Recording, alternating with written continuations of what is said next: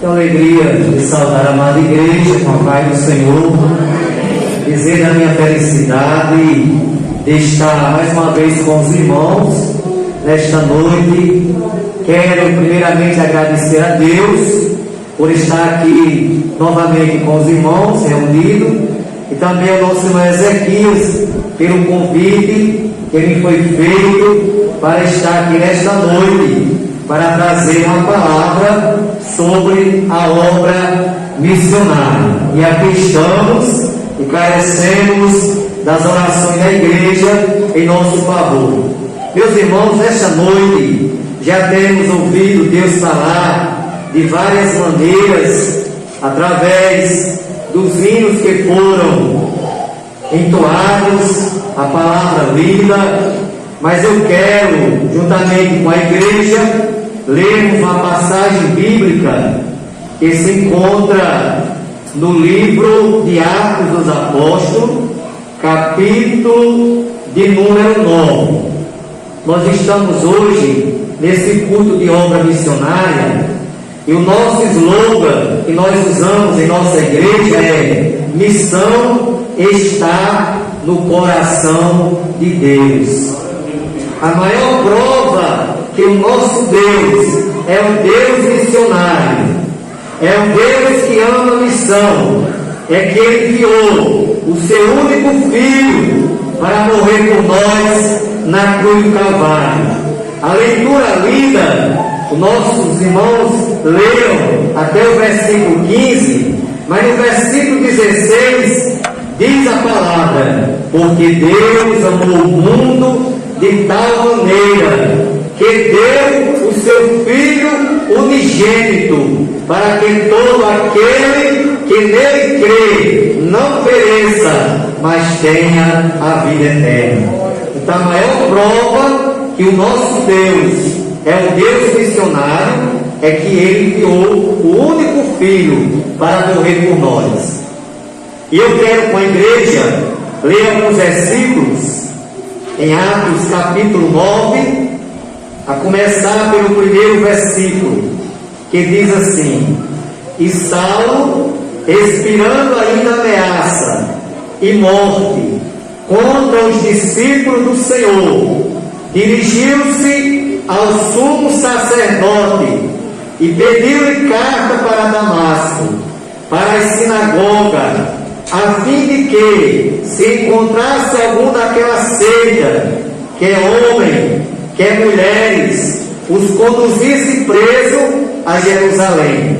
E indo no caminho, chegando perto de Damasco, subitamente o cercou um resplendor de luz do céu, e caindo em terra, ouviu a voz que lhe dizia: Saulo, Saulo, por que me persegue?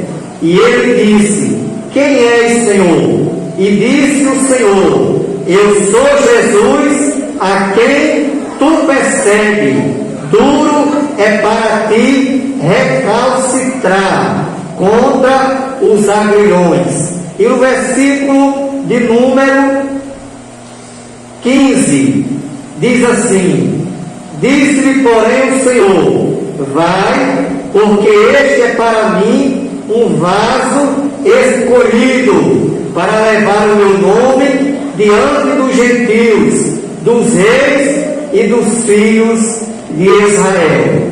Agora vamos ler em Atos capítulo 13, versículo 2 e versículo 3, que diz: e servindo eles ao Senhor e jejuando, disse o Espírito Santo: apartai-me a Barnabé e a Saulo para a obra que os tenho chamado. Então, jejuando e orando e pondo sobre ele as mãos, o despediram. Muito bem, meus irmãos, a palavra que nós temos lido nos fala da história de Saulo de Tarso. Todos nós conhecemos quem era Saulo de Tarso. Saulo de Tarso era um fariseu, um homem que perseguia a igreja do Senhor aqui na terra, perseguia os cristãos. Saulo, ele foi cúmplice da morte de Estevão, o primeiro mártir da igreja, pois a igreja ela foi inaugurada no dia de Pentecoste, lá no capítulo 2 de Atos, nos mostra e registra que ali estava os apóstolos aguardando a promessa da descida do Espírito Santo, pois Jesus, quando ressuscitou, apareceu aos apóstolos, no capítulo 24, versículo 49 de Lucas. Jesus disse: ficai em Jerusalém, e lá recebereis a promessa do Pai. E quando Jesus subiu ao céu, no capítulo 1 de Atos, Jesus estava ali no Monte das Oliveiras. E ali a Bíblia diz que Jesus subia ao céu.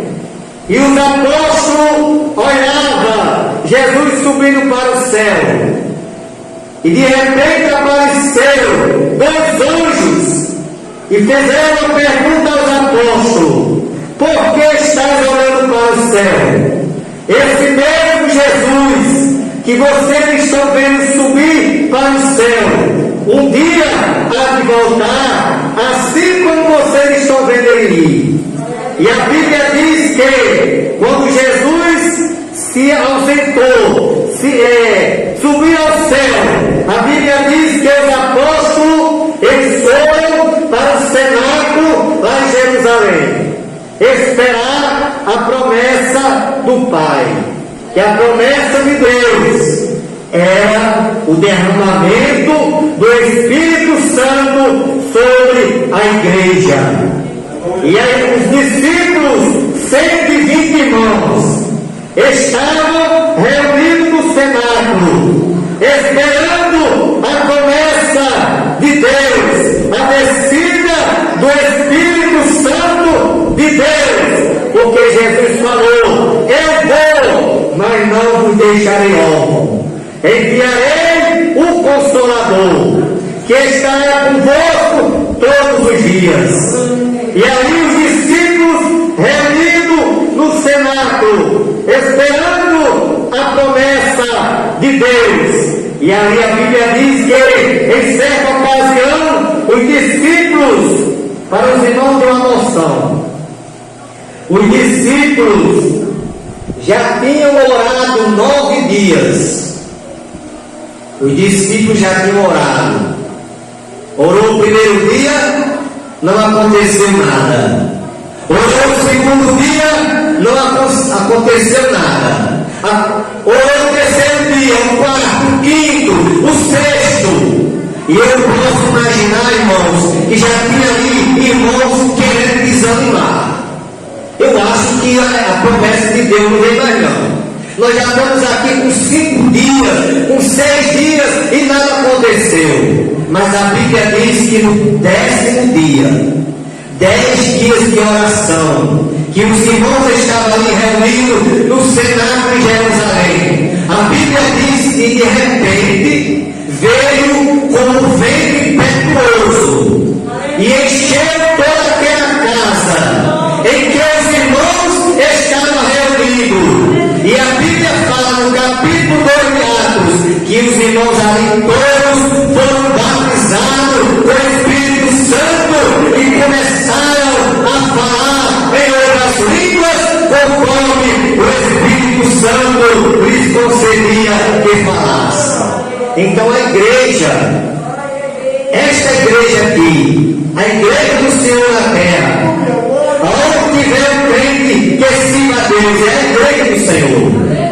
Esta igreja foi inaugurada no dia de Pentecoste, porque Pentecoste é uma das grandes festas realizada pelos judeus em Jerusalém.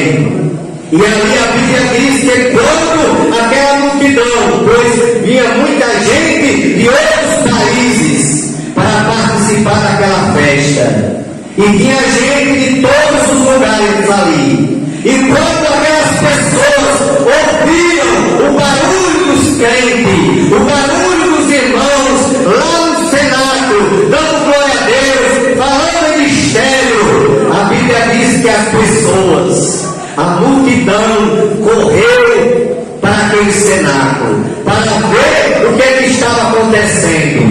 E diz a Bíblia que alguns disseram: eles estão embriagados. Já que era festa, alguém pensava, aqueles que não eram crentes, que não servia a Deus, pensavam que os irmãos estavam embriagados. Porque na festa lá que eles participavam, lá em Jerusalém, eles usavam tomar o vinho. E eles pensavam que alguém estava embriagado. Esses crentes aí, esses irmãos aí, estão tudo embriagados, estão cheios de gostos. Aí a Bíblia diz, irmãos, que Pedro se levantou.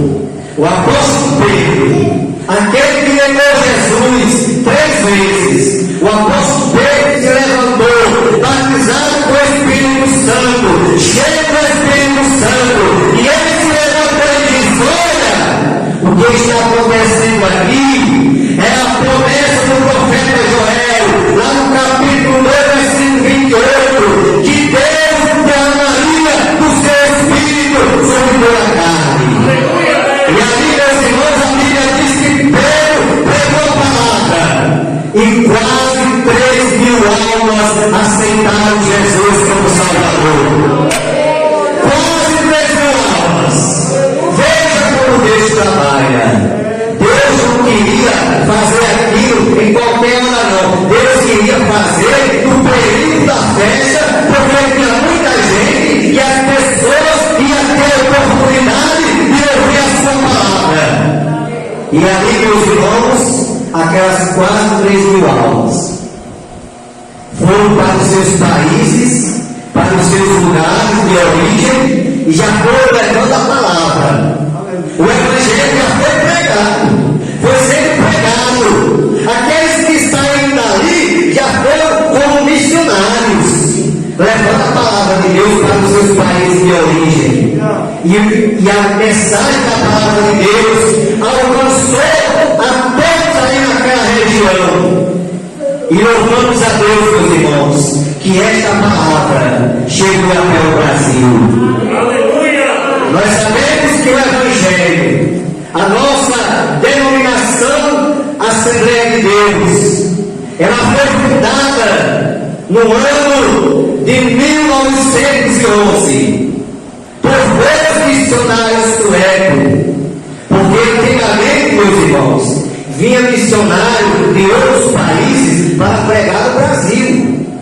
O Brasil é que precisava de missionário para trazer a palavra. Hoje é diferente, é o Brasil que está mandando missionário.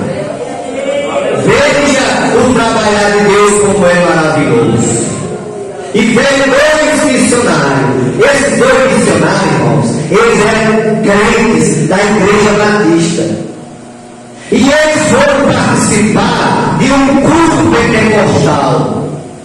E naquele culto pentecostal, eles foram batizados com o Espírito Santo. Porque na igreja dele não acreditavam em batismo com o Espírito Santo.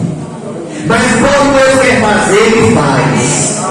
E ele batizou 2 crentes batistas para ser os missionários que iria trazer o Evangelho até o Brasil. E Jesus batizou Daniel Berg e Gunnar Ingrid, 2 missionários suecos.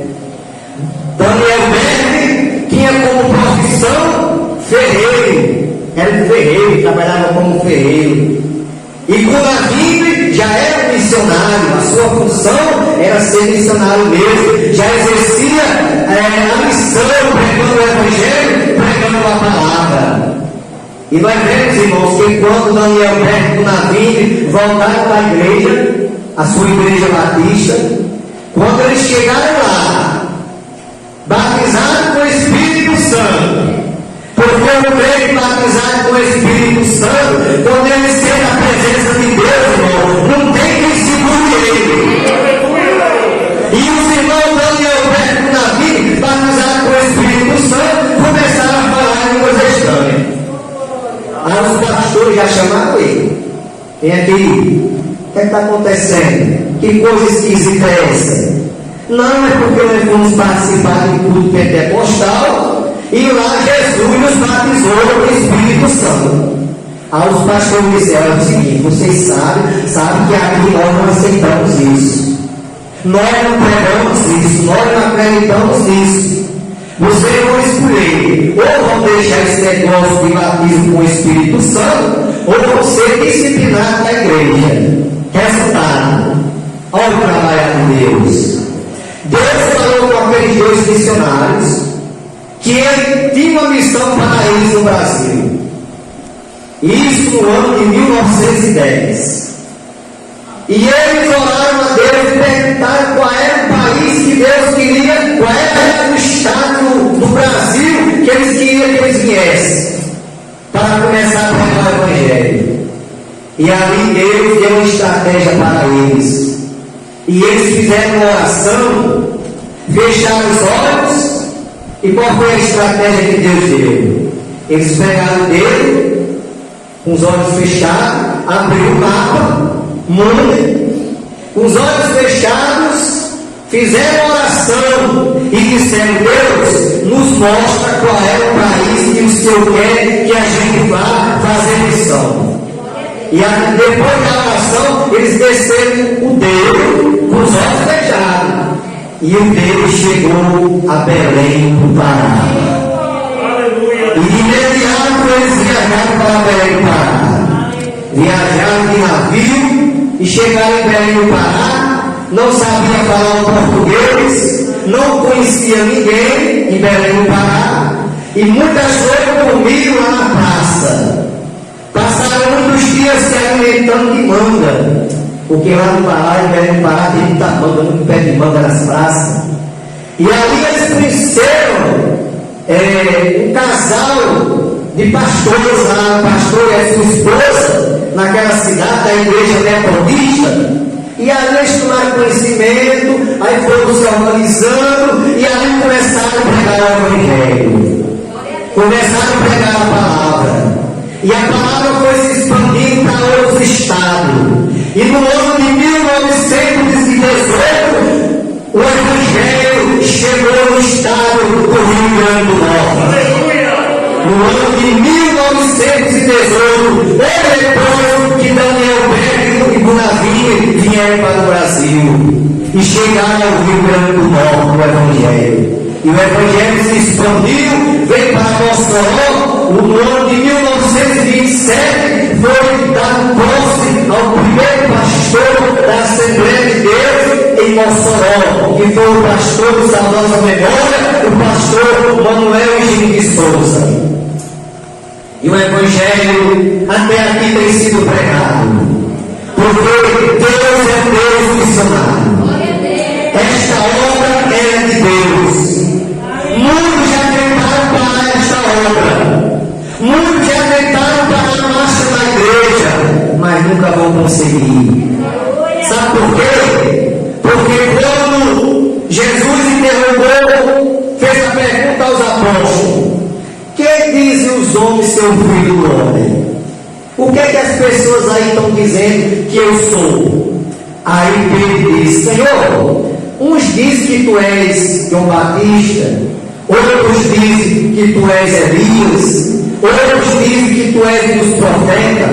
Aí Deus falou: e vocês, o que é que acham que eu sou? Porque na verdade, Jesus primeiramente fez aquela pergunta, mas ele queria saber realmente o que é que os discípulos acreditaram que ele era. Porque muitos que andavam com Jesus não acreditavam que ele fosse o Filho de Deus. E Pedro disse: tu és o Cristo, o Filho de Deus vivo. Aí Jesus disse: bem-aventurado és tu, Simão Barjona, porque tu não revelou a carne e o sangue, mas meu Pai que está no céu. Eu também te digo que tu és Pedro, e sobre esta pedra edificarei a minha igreja, e as portas do inferno não prevalecerão contra ela. Então, meus irmãos, a porta do inferno nunca vai prevalecer contra esta igreja. Nunca vai prevalecer contra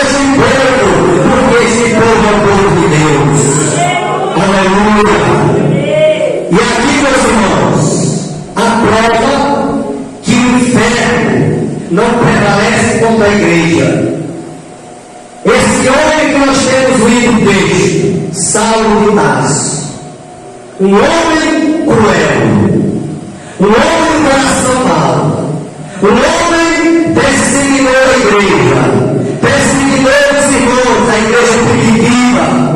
Ele fez parte da morte de Estevão.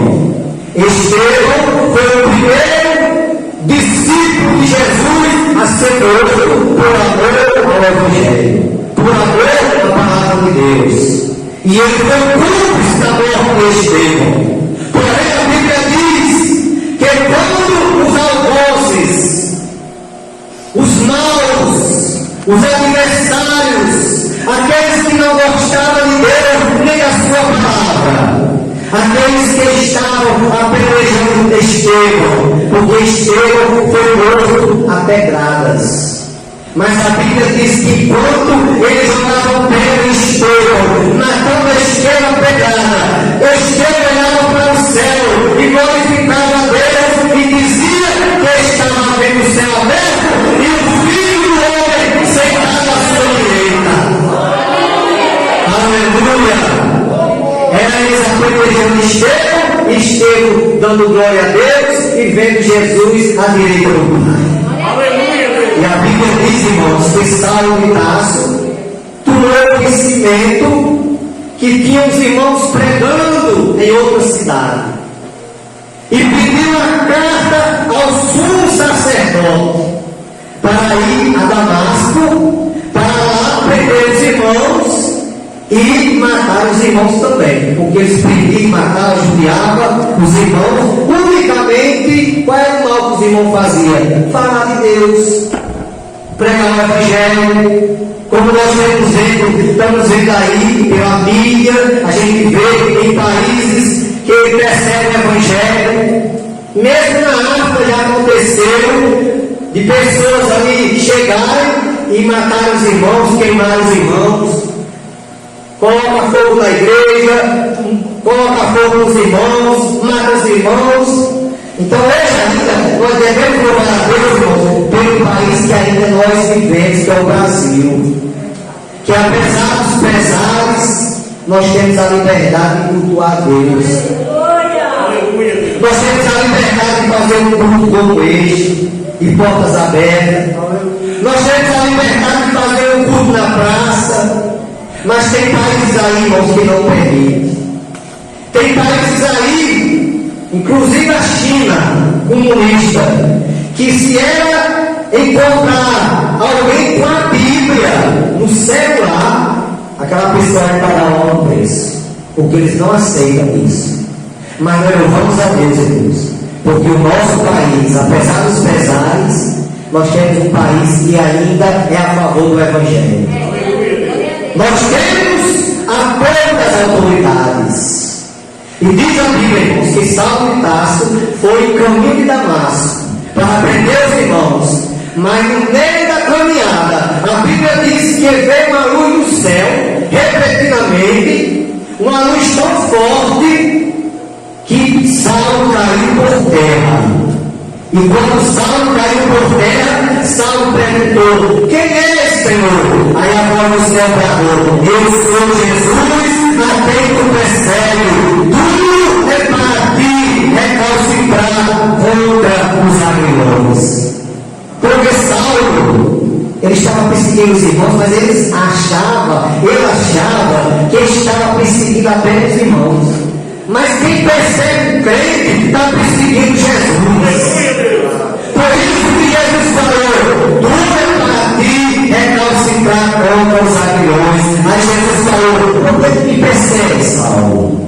E ali a Bíblia fala, o texto nos diz que Saulo se levantou, não enxergava mais, ficou cego, e entrou na cidade, passou 3 dias cego. E Deus falou o irmão Ananias e disse: Ananias, vá na rua tal. Deus deu todo o endereço, irmãos, porque o nosso Deus não é endereço. Deus conhece tudo e disse onde é que Saulo estava. E Ananias, de primeira mão, não queria ir, porque Ananias sabia que Saulo era um homem perverso, era um homem que perseguia os irmãos. Aí Ananias diz: mas Senhor, há muito que se fala, que se sabe, que esse homem persegue a igreja, esse homem é cruel, esse homem é mau. Aí o Senhor diz: não, Ananias, ele agora é para mim um vaso escolhido, para levar o meu evangelho aos gentios.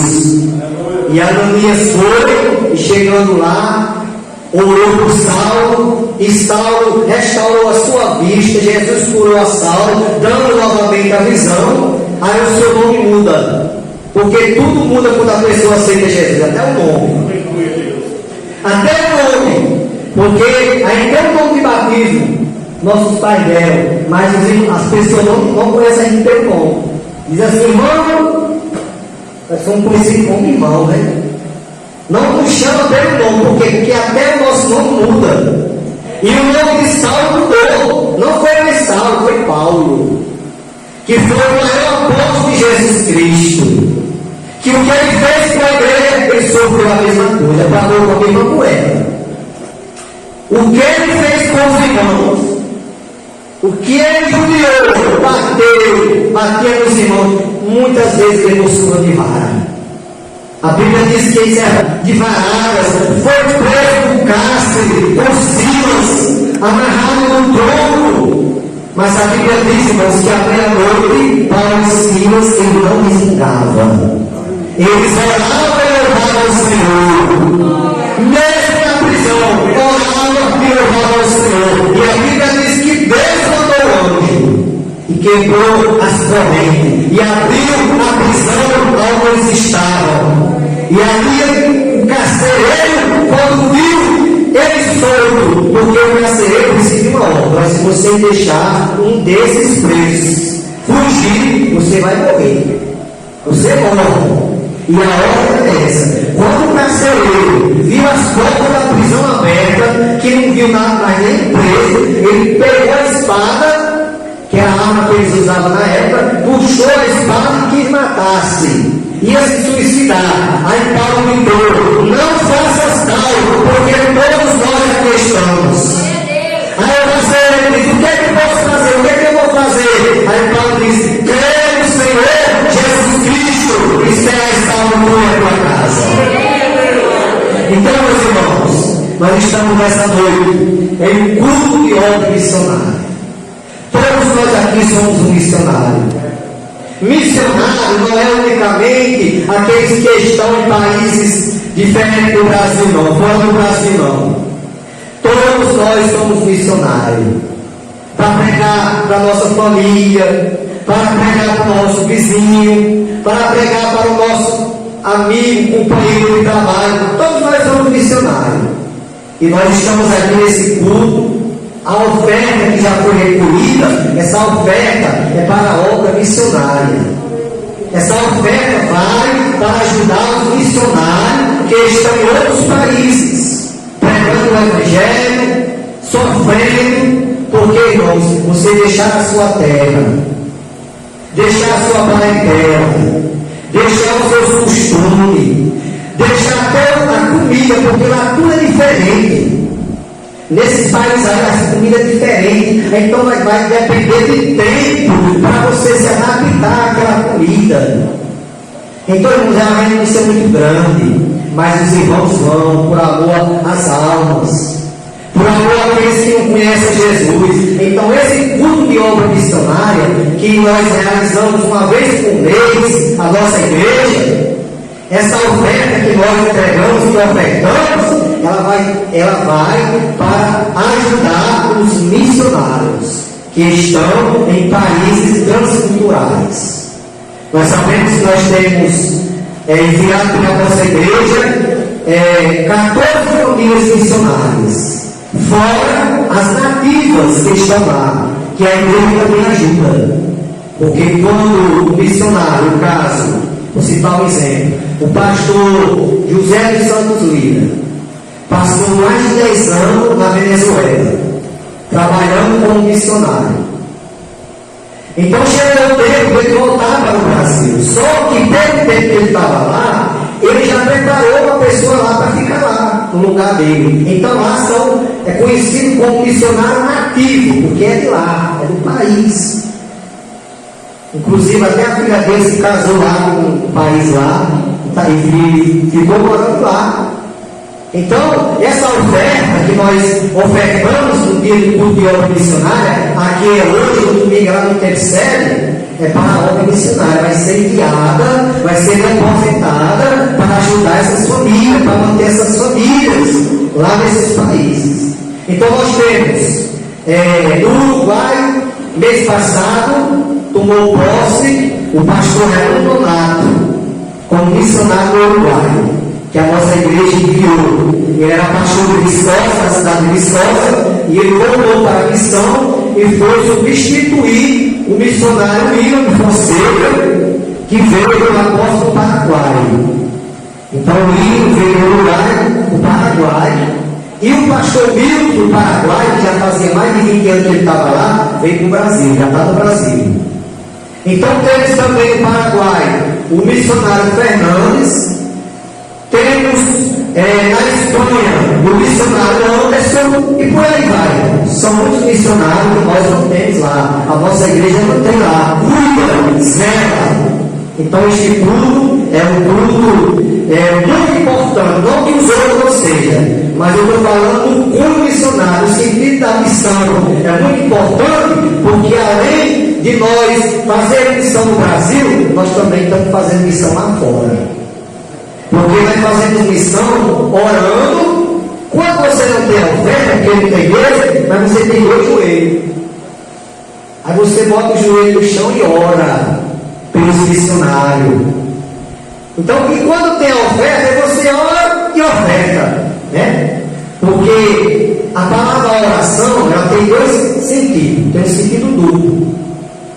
Oração, orar e ação. Porque alguém diz, eu vou só orar. É bom, mas só orar não resolve não.